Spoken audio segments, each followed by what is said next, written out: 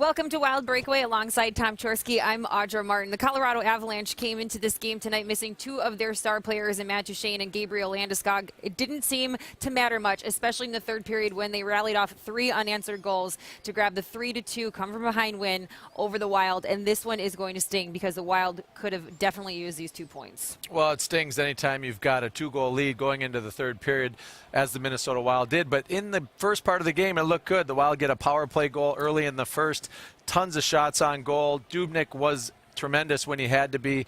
Led to that 2-goal lead going into the third. But then the Nathan MacKinnon show kind of took over, and he started carrying the puck in the offensive zone and finding guys that were open, and then he finished it off with a tremendous solo play going through the Minnesota Wild neutral zone and kind of taking on 3 defenders and getting a puck past Dubnyk.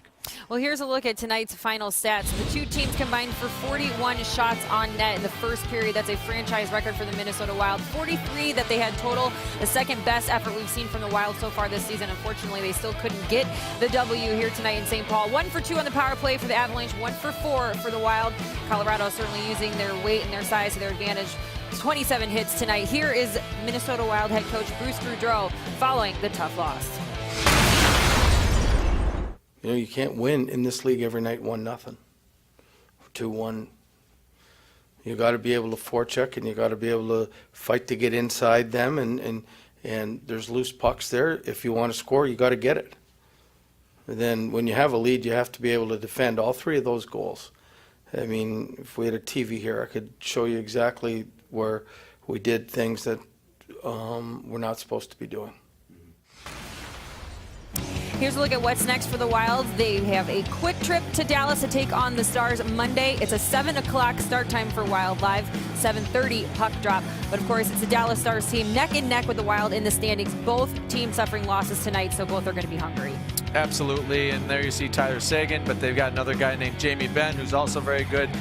Wild are going to go down there, and let's hope that Zach Parise is back from being ill, because he's the type of catalyst that this team is going to need. And let's not forget they're also missing Marco Scandella. So a couple little pieces that they're missing that would make this team much stronger. But you heard Bruce Boudreau say they're doing things that they're not supposed to be doing, or maybe said another way, they're not doing things they're supposed to be doing.